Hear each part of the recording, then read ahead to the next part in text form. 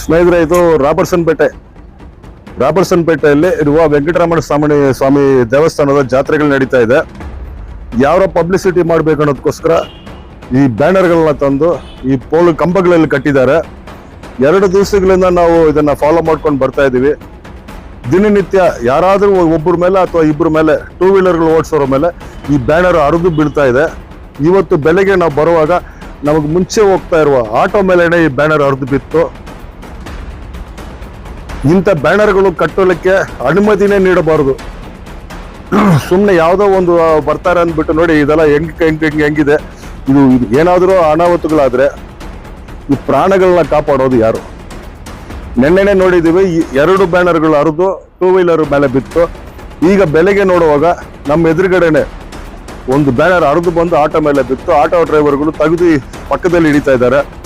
ಇದಕ್ಕೆ ಅನುಮತಿ ಕೊಟ್ಟಿರುವ, ಈ ಬ್ಯಾನರ್ಗಳನ್ನ ಕಟ್ಟಲಿಕ್ಕೆ ಅನುಮತಿ ಕೊಟ್ಟಿರುವ ನಗರಸಭೆ ಇದ್ರ ಮೇಲೆ ಕೂಡಲೇ ಕ್ರಮ ಜರುಗಿಸ್ಬೇಕಂತ ಸಾರ್ವಜನಿಕರು ಮನವಿ ಮಾಡ್ತಾ ಇದ್ದಾರೆ. ನಿಜವಾಗ್ಲೂ ಹೇಳ್ಬೇಕಂದ್ರೆ ಇಂಥ ಬ್ಯಾನರ್ಗಳು ಈ ರೋಡ್ ಮಧ್ಯದಲ್ಲಿ ಇರ್ತಕ್ಕಂಥ ಕಂಬಗಳಲ್ಲಿ ಕಟ್ಟಕ್ಕೆ ಅನುಮತಿನೇ ನೀಡಬಾರದು. ಸಾರ್ವಜನಿಕರಿಗೆ ತೊಂದರೆ ಆಗ್ತಕ್ಕಂಥ ಸ್ಥಳಗಳಲ್ಲಿ ಬ್ಯಾನರ್ಗಳನ್ನ ಅಳವಡಿಸೋಕೆ ಅನುಮತಿ ಕೊಡಬಾರದಂತ ಸುಪ್ರೀಂ ಕೋರ್ಟ್ ಆದೇಶ ಇದೆ. ಸುಪ್ರೀಂ ಕೋರ್ಟ್ ಆದೇಶವನ್ನ ಉಲ್ಲಂಘನೆ ಮಾಡಿ ಇಂಥ ಬ್ಯಾನರ್ಗಳನ್ನ ಕಟ್ಟಕ್ಕೆ ಅನುಮತಿ ಕೊಡ್ತಾ ಇದ್ದಾರೆ. ಯಾವುದೋ ಒಂದು ಸಣ್ಣ ಬೈಂಡಿಂಗ್ ಕಂಬಿಯಲ್ಲಿ ಕಟ್ಟಿದ್ದಾರೆ. ಎಲ್ಲಾ ಕಡೆನೂ ಇದು ಬಿದ್ದು ದಿನ 2 ಬ್ಯಾನರ್ ಬೀಳ್ತಾ ಇದೆ. ನಾವೆಲ್ಲ ಅಶೋಕನಗರ ರೋಡ್ ನೋಡಿದೀವಿ, ಎಲ್ಲಾ ಕಡೆನೂ ನೋಡಿದೀವಿ. ಬ್ಯಾನರ್ಗಳು ಸರಿಯಾದ ರೀತಿಯಲ್ಲಿ ಕಟ್ಟಿಲ್ಲ. ಅದು ಯಾರು ಕಟ್ಟೋಕೆ ಅನುಮತಿ ಕೊಟ್ಟರು ಏನೋ ಗೊತ್ತಿಲ್ಲ. ಕೂಡಲೇ ನಗರಸಭೆ ಅಧಿಕಾರಿಗಳು ಇದ್ರ ಮೇಲೆ ತಲೆ ಹಾಕಿ ಇಮಿಡಿಯೇಟ್ ಆಗಿ ಈ ಬ್ಯಾನರ್ಗಳು ಕಟ್ಟಿರೋರ ಮೇಲೆ ಕ್ರಮ ಜರುಗಿಸ್ಬೇಕು. ಅಥವಾ ಅನುಮತಿ ಕೊಟ್ಟಿದ್ರೆ ಅನುಮತಿನ ರದ್ದುಪಡಿಸಿ ಇದನ್ನ ತೆಗಿಬೇಕು.